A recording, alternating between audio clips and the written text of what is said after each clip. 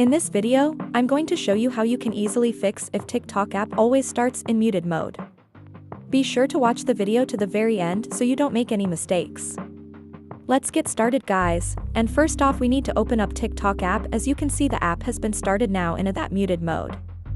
So all the videos will become muted until we tap right here at this button, or until we change volume level using this volume up and volume down buttons. However, now I'm going to show you how we can easily turn muted mode off.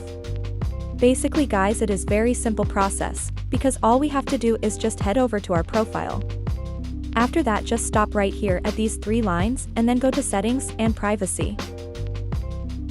Now we need to scroll down a bit and tap at playback.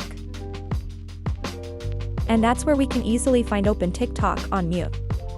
All we have to do in order to turn this mode off is just stop at the switcher button next to it, and then if we open up TikTok app it will start in a regular mode with the playing sound. That's it.